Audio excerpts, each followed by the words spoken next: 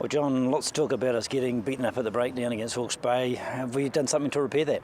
Yeah, I think it's pretty disappointing. I think something that's been really good all year, so we really got a tallying up there. So it's we can reflect on that and really build for counties, and we know we're not going to be shying down that area this week.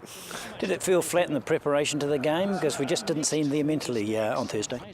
Yeah, I think we talked all week about not being flat and being mentally there, and I don't think we didn't do that, and it was really disappointing, and we're really peeved off at ourselves. But yeah, that's a learning for us and for the team and the younger players. So we just have to show this week there's going to be no lack of getting up. So it's just going to be all systems go and everyone knowing their roles and having really good clarity. It's been a bit of a trend though, stringing two really good performances together. I know we've had a couple of wins, but getting the energy level up every week's pretty tough. Yeah, exactly. It's a tough competition, and it's you're playing a lot of games in less days, so it's going to be tougher. It's going to be all about your recovery and how you prepare mentally. So it's about growing as rugby players, and we're learning how to do that. We run right through from the younger boys to the older boys, and us older boys still need to rev up every now and then. And this is one of the most physical teams in the competition, Counties Manukau, aren't they? The big bruising forwards and pretty big backs too. Yeah, I know, and there's going to be a good place to test ourselves. So we're really looking forward to it, and I think all the boys are, and you'll definitely see a different side out there this week. And they play to an unstructured pattern, Counties Manukau. They do improvise a lot, don't they? Yeah, they're really good off counter-attack and off mistakes as well. They've got attacking weapons everywhere, so we can't really let it inside D off, and no one can be switching off on the inside. It's just everyone's just going to be switched on all day, and I think we're all ready for that. Couldn't be much more in this match than there is. There's a shield, there's a championship, there's pride. Yeah, exactly. It is. It's everything. Everyone knows that, and we're looking forward to it. It would have been nice knowing we've got a semi-final side up, but that's just life, and there's more to play for now, isn't there? And the biggest crowd you play in front of this season, probably. Yeah, it would be good. I'm sure there'll be a few Southland supporters up there, so we might hear them in the distance. But it's all motivation, and big crowds always get you up. And having a number of people in the squad who have travelled and won the Shield on the road, that must help. Yeah, it's good. We've got a lot of players. Probably there's only one change in the fullback, one or two from when we won it last time. So there's a lot of experience in Shield rugby, and we know how it's done. So there's no excuses, and we know how to win those games. And physically, how have you got through this season, John? You've had earlier in the year some injuries. Yeah, things have been going well. Just been tracking along nicely, and things are never going to be 100% for a while. So I'm really disappointed how things went last week. So it's big amends, and I've been pretty happy with how things have been going. But I think I owe the team a big one this week. Nothing fixes the mind and body better than holding up that shield, is it? Yeah, exactly. That'll be good knowing coming back to that. So all systems go. Hopefully things go well. Well, Robbie, you had a chance to look back over the tapes. Can we put our fingers on what didn't quite go right with Hawke's Bay? Yeah, I just don't think we were urgent enough around the contact area. They really beat us up there, and their loose forwards were good at getting over the ball and stole a bit of our ball, and I guess we never really got our game rolling, and when we did, individual handling errors let us down. Was it a case of just coming down from that huge high from the Otago match because there was so much zing about that game? Yeah, I'm not sure whether you can put it down to that, but yeah, I don't know, like most of the boys said they felt really good going into that game, so it's hard to pinpoint what went wrong, but I guess individual preparation is probably something everyone will have a look at this week. All right, look at Counties Manukau. We've beaten Canterbury for the Shield before, but this is an entirely different team. They're less structured, aren't they? Yeah, they are. They do like to throw the ball around. It's had a look over their tapes, and obviously losing August Pulu for them is probably a big loss. He run obviously a lot of their plays and was one of their key guys. So losing him, they're a different team. So have a look over the last couple of games and see what they've got to offer.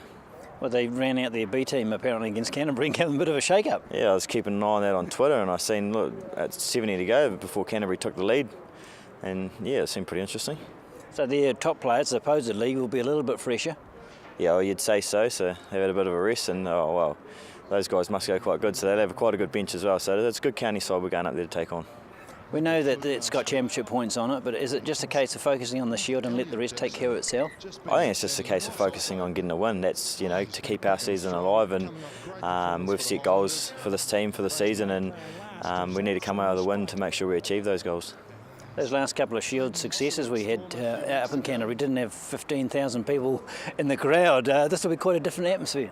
Yeah, it should be. I'm sure there'll be a few come out and make sure that try and support counties for their last Shield defence, because it'll be nice for them to hold on to it for the summer. But yeah, hopefully a few Southlanders get up there. It's a long way to travel, but yeah, it'll be nice to play in front of a good crowd. How important a good start in this game and get your nose ahead? I think the start's important for us. We've shown that we start pretty poorly in this competition, and if we can start well and get a bit of a roll on and play a good tempo game, then I think it'll go good if we can hold on to it for 80 minutes. Do you think you can get inside their heads with a lead early, because up to now they've come out scoring quite quickly? Yeah, I'm not too sure. We just have to see how it goes on the day, but that's what the idea is. Hopefully get on top of a team early and hopefully they fall over, but it never really happens, and especially when there's a Shield on the line. Still excited about the Shield Challenge though? Since you've had a couple of successful campaigns already? Big time. It'd be nice to get it, especially because if we get it and we hold on to it for the summer, and it'd be nice to take it on tour over the summer. They know that across the board they perhaps didn't front up mentally, so in the review we've had a bit of a look at ourselves, and so there'll be no lack of motivation from personal pride and performance-wise. The Ranfurly Shield Challenge is a bit of just a sideshow really.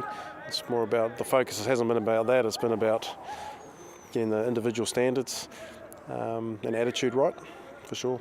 Do you think coming off the buzz of the Otago game, it was just hard to get back to that level again because it was so high? Yeah, I think that was part of it, not an excuse, but certainly the emotional and physical impact it had on the side.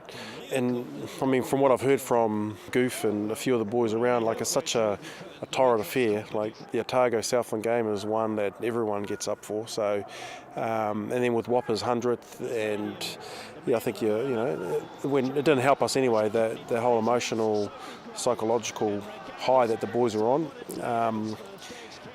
and that's probably evident in the performance a little bit. And also, Hawke's Bay, a good team, and we made some tactical errors, kicked it back to the wrong people.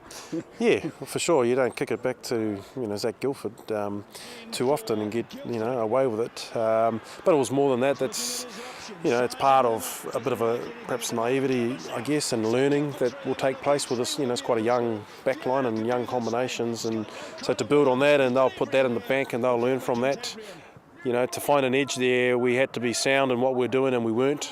And we got found out in the end. You found a few edges that you may have over the Steelers. Yep. We. You don't have to share them. No. I just want to know you've got them. No, we're quietly comfortable and confident that if we can get our tactical appreciation right about what we're doing and execute, and not waver from that too much, because we don't want robots out there, but. Yeah, we quite like the matchup. We're quite excited about it, and if we can hang in the fight for the full 80, we'll be thereabouts. Pretty confident. Did it worry you at all that Tana had the luxury of pulling guys out of the cupboard and playing against Canterbury and resting some of his guns?